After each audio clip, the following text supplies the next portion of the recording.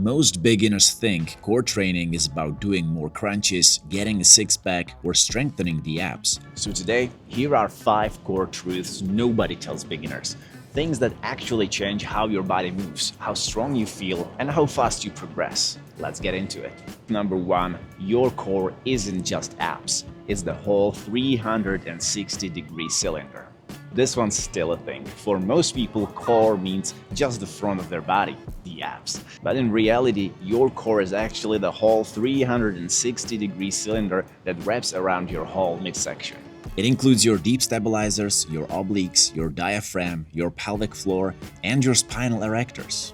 And here's the thing nobody tells beginners. If even one section of that cylinder collapses, the entire chain loses stability. This is why you feel shaky in planks, why your hips sag in push-ups, why your lower back arches in pull-ups, and why your body folds under fatigue. It's not because your abs are weak, it's because your system isn't working together.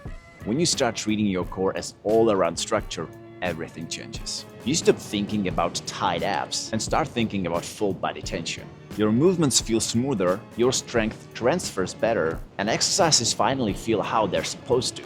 This one shift alone can solve half the problems beginners struggle with. Truth number 2, your core might not be weak. Your positioning is. You might think that your core is weak because every exercise feels unstable. But in most cases, even before strength matters, the problem is in the shape your body falls into.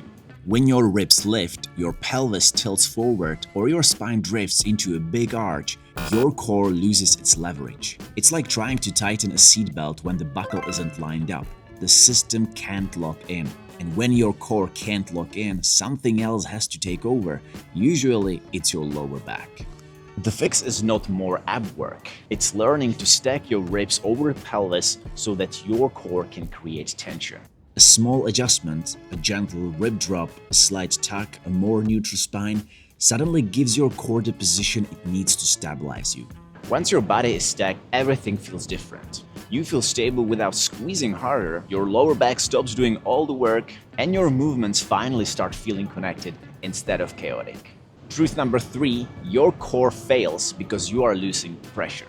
This one's huge, because people usually think bracing means sucking their stomach in or holding their breath. So they either pull everything in or they take a huge breath and stop breathing. Yeah, that works. For about 2 reps, everything falls apart. It's not a strength problem, it's a pressure problem. Your core works like a pressurized can. When that internal pressure drops, the entire structure collapses, no matter how strong your abs are. To fix this, breathe into your sides and your lower back, not just chest. Feel your ribs expand in all directions, and then keep the shape while still being able to breathe. A very potent exercise to help you activate your core is tiger mouth breathing. Sit on your knees in a rested position. Now grab your waist right under the lower ribs and try to squeeze your torso as if you want your hands to touch each other. Now inhale into your stomach and use your core muscles to expand to the sides so that you push your hands away. Exhale and repeat. When you feel confident doing this, do the same, this time expanding upon exhale. Final destination is to be able to create pressure comfortably when still being able to breathe freely and even talk. Number 4, your core has 2 main jobs: to stabilize and to move. Most people only train one half of what their core is designed to do. They focus on holding everything still, or they focus on big dynamic movements. Your core was built for both, and your training should reflect that.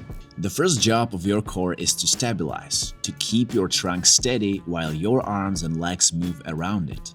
This is the foundation. If you can keep your center quiet, every movement you add on top becomes noisy, inefficient, and harder than it needs to be. The second job is to create movement, to flex, rotate, and control the spine and pelvis with intention. But here's the key.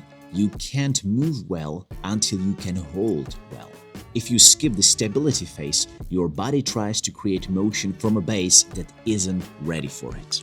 So think of it as a progression. Train your core to resist movement first, then train it to create movement with power and control. build the brakes before you build the engine.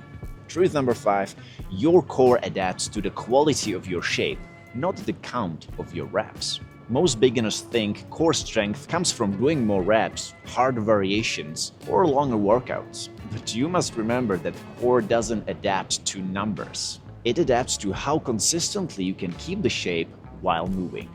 Every time your hips drop, your ribs flare, or your spine shifts, your core stops working and something else takes over. The rep might continue, but the training effect doesn't. Real core progress comes from repeating clean positions, not grinding through sloppy ones. If you can keep the same shape on rep 1 and rep 10, your core gets stronger. If your shape falls apart halfway through, you're just practicing compensation, really. Always chase better reps. Slow down, control your transitions, and keep your shape the whole time. That's when your core truly changes. If you like this video and have found it useful, please like and subscribe. Also, let me know down in the comments how your core training is going on and what you're struggling with. Take care, and I hope to see you in the next one. Bye.